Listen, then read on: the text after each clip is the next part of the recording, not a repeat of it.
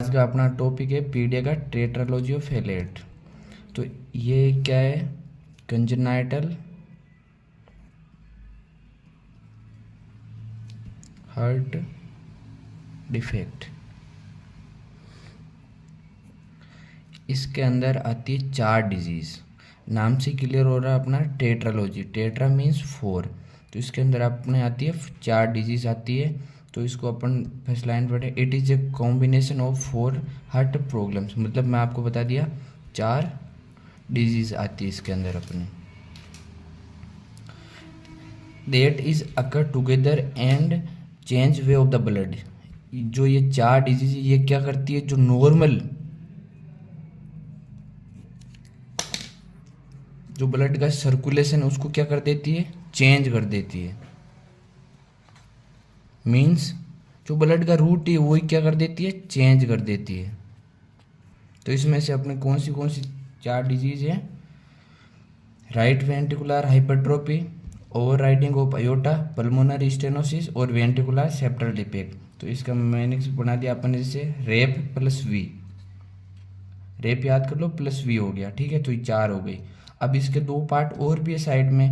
एक तो हो गया ट्राइलॉजी ऑफ हेलेट, इसमें बस रेप हो गया, जैसे right ventricular hypertrophy, SD, atrial septal defect और पल्मोनरी स्टेनोसिस। ये 3 इसमें हो गई। और एक और होता है पेंटालॉजी ऑफ हेलेट। ट्राइलॉजी वाली 3 डिजीज हो गई, इसमें अपन जोड़ देंगे एसडी और वीएसडी। तो ये अपने हो गई पेंटालॉजी ऑफ हेलेट, ठीक है। इतना आगे समझ में। अपन ने बात करी थी 4 डिजीज इसमें। अब जैसे जो गंदा खून है वो अपना यहाँ पे आ रहा है, मैं आपको इसको रेड से शो कर देता हूँ।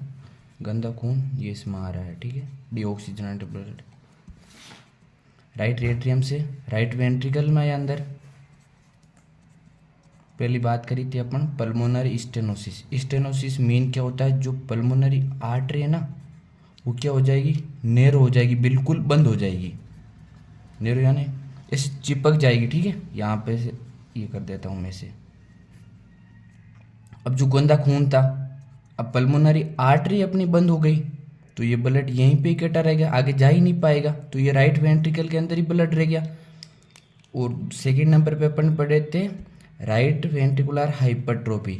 जो क्या होती है? राइट वेंट्रिकुलर हाइपरट्रोफी मीन्स जो राइट वेंट्रिकल की जो मसल्स हैं वो क्या हो जाएगी? थिक हो जाएगी, मतलब चौड़ी हो जाएगी ऐसे। तो जो स्पेस था राइट वेंट्रिकल का वो क्या धीरे धीरे कम हो रहा है, कम हो गया स्पेस साइड से। ये अपन ये मान ले यहाँ तक स्पेस ये कम हो गया। अब तो ब्लड क्या हुआ? ना तो पल्मोनरी आर्टरी में आगे जा रहा है और इसकी स्पेस भी कम हो रही है। तो ब्लड का यहाँ प्रेशर बहुत ज़्यादा हो गया, किसके अंदर? राइट वेंट्रिकल की। अब यहाँ पे अपन तीसरे नंबर डिजीज की बात कर रहे हैं ventricular septal defect. Ventricular septal defect short में अपन बोलते हैं इसको VSD.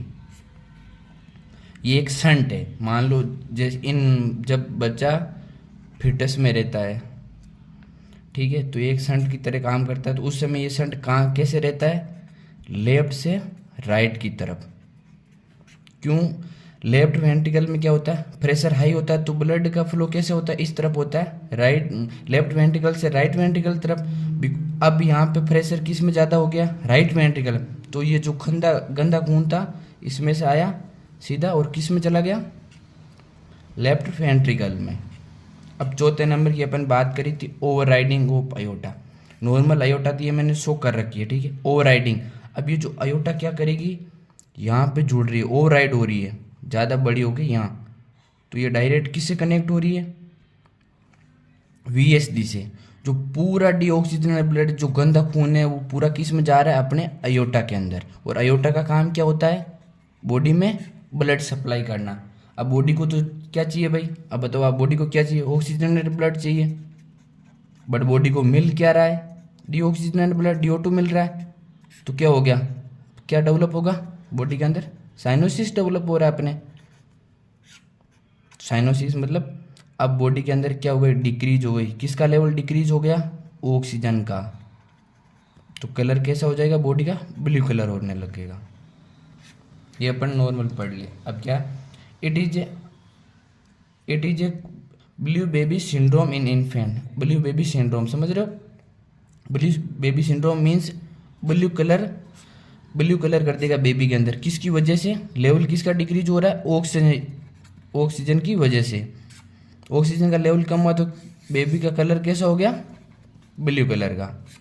It is a cyanotic disease. Cyanotic क्यों बता दी मैंने आपको अभी, साइनोसिस डेवलप कर रहा है, ऑक्सीजन ब्लड जा ही नहीं रहा, अपनी बॉडी को मिल ही नहीं रहा ऑक्सीजन ब्लड, तो सीधा ही क्या गंदा खून जा रहा है अयोटा के अंदर। तो ये इस वजह से अपनी होगी साइनोटिक डिजीज।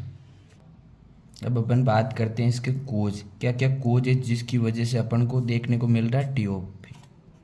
ठीक है, एल्कोहल, मदर ज़्यादा एल्कोहल कंजप्शन करी हो जब बेबी फिटस के अंदर था, मदर को मान लो डायबिटीज़ मेलाइटस थी, उसकी वजह से हो सकता है। और मदर एज 14 ईयर से, मतलब 14 ईयर से एज ज़्यादा थी और प्रेगनेंसी कंज्यूम करी है, तो इसकी वजह से भी अपन को टीओपी देखने को मिल सकता है। और क्रोमोसोमल अबनॉर्मलिटी की वजह से भी अपन को देखने को मिल सकता है। ठीक है, अब इसकी बात करते हैं अपन पैथोफिजियोलॉजी की। पैथोफिजियोलॉजी में पल्मोनरी, सबसे पहले मैंने बताई था आपको, वहाँ पे शो करा था पल्मोनरी स्टेनोसिस। अब पल्मोनरी स्टेनोसिस किसकी वजह से हो रही है, इसका अपन को एग्जैक्ट कोज तो पता नहीं है। अब जैसे मान लो पल्मोनरी आर्टरी, उसके अंदर कोलेस्ट्रॉल का एक्यूमुलेशन होने से भी वहाँ पे पल्मोनरी स्टेनोसिस हो सकता है, या अदर रीजन भी हो सकता है। अब पल्मोनरी स्टेनोसिस हो गया तो वहाँ पे राइट वेंट्रिकल के अंदर प्रेशर बढ़ गया, क्योंकि वहाँ पे ब्लड आगे ही नहीं जा रहा है, तो वहाँ पे राइट वेंट्रिकल अंदर प्रेशर बढ़ा तो वहाँ पे राइट वेंट्रिकल की क्या हो जाएगी? हाइपरट्रोफी अपन को देखने को मिलेगी। ठीक है, अब जो राइट वेंट्रिकल और लेफ्ट वेंट्रिकल बीच में आपको एक शंट बताई था, ठीक है, शंट बताई था, तो ये राइट टू लेफ्ट हो जाएगा। जो वीएसडी है जो उसका शंट कैसा हो जाएगा? राइट टू लेफ्ट हो जाएगा, क्योंकि ब्लड का प्रेशर क्या बढ़ रहा है? ब्लड का प्रेशर बहुत ज़्यादा इंक्रीज हो रहा है। मैं यहाँ पे शो कर देता हूँ, ब्लड प्रेशर इंक्रीज हो रहा है। और तीसरे अपन ने बताई थी overriding of aorta. Overriding aorta, aorta के अंदर पूरा ही कौन सा ब्लड जा रहा है? अपना डीऑक्सीजनेटेड गंदा खून जा रहा है, डीऑक्सीजनेटेड ब्लड ये अंदर अयोटा के अंदर चला गया।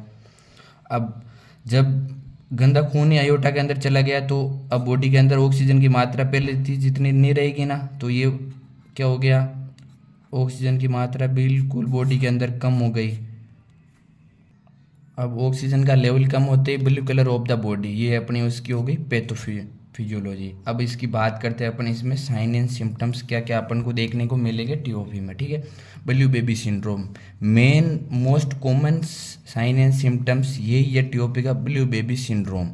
अपन को जो बेबी है वो क्या देखने को मिलेगा? बर्थ के टाइम जो क्या हो जाएगा, उसके जो लोअर एक्सट्रीमिटीज अपर एक्सट्रीमिटीज है, उसका लिप हो गया, उसमें नेल हो गया, उसमें कौन सा कलर देखने को मिलेगा? ब्लू। मीन्स क्या हो रहा है? साइनोसिस प्रेजेंट हो रहा है वहाँ पे, साइनोसिस। ठीक है, उसके लिप में देखने को मिलेगा। ठीक है, और ये लाइन भी लिखी है मैंने हिंदी में, जब भी बच्चा क्राइंग करेगा तो उसके लिप्स और नेल्स बेड में साइनोसिस शो होगा। जब भी बच्चा रो रहा है तो उसमें लिप में, अपर लिप में साइनोसिस देखने को मिलेगा अपन, और नेल बेड्स जो अपन को ये नाखून है वहाँ पे ये वाइट वाइट स्ट्रक्चर आपको दिख रही होगी, नेल्स, इनको बोलते हैं नेल्स बेड, वहाँ पे भी अपने को साइनोसिस देखने को मिलेगा। और रेस्टलेस देखने को मिलेगा, साइनोसिस होगा एक्सट्रीमिजियन अपर और लोअर दोनों में। शॉर्टनेस ऑफ ब्रीथ, अब शॉर्टनेस ऑफ ब्रीथ क्यों हो रही है? क्योंकि ऑक्सीजन का लेवल बिल्कुल क्या हो गया? कम हो गया, तो सांस उठेगी है। ठीक है, अब इसका अपन डायग्नोस्टिक इवेल्युएशन क्या कैसे करते हैं, कौन से होंगे? फिजिकल एग्जामिनेशन, फिजिकल एग्जामिनेशन देखनेंगे अपन, जैसे साइनोसिस शो होगा पूरा, जब नॉर्मल फिजिकल एग्जामिनेशन करेंगे तो उसमें साइन एंड सिम्टम्स अपन को दिखेंगे, कि अपन उसमें जो एक्सट्रीमिटीज है वहाँ पे अपन को कलर देखने को मिलेगा, ब्लू कलर देखने को मिले तो अपन आसानी से पता लगा सकते हैं। सिस्टोलिक मरमर, ये सिस्टोलिक मरमर क्या है मैं आपको पूरे डिटेल में बता देता हूँ। जब भी वेंट्रिकुलर क्या होगा? डायस्टोल होगा, तो एक अनयूजुअल साउंड सुनाई देगा। नॉर्मल हार्ट बीट सुनाई देती है तब वेंट्रिकुलर, जब डायस्टोल होता है अपना, नहीं सिस्टोल होता है, सॉरी सिस्टोल होता है तो नॉर्मल साउंड देखने को मिलता है। इसमें क्या अब नॉर्मल साउंड अपन को सुनाई देगा, ठीक है, मरमर के अंदर। और इकोकार्डियोग्राफी से अपन जो ओवर राइडिंग ऑफ जो लार्ज अयोर्टा हो गई उसको अपन देख सकते हैं। और क्लबिंग को बोलते हैं एक्रोपैथी। ये भी एक प्रकार का क्या फिजिकल एग्जामिनेशन है। इसमें अपन को क्या देखने को मिले, जो फिंगर एंड जो पैरों के टोइज है उनकी क्या हो जाएगी, साइज बढ़ जाएगी, इंक्रीज हो जाएगी। ये अपना TOP complete. Thank you for watching. Please subscribe my YouTube channel. Thank you.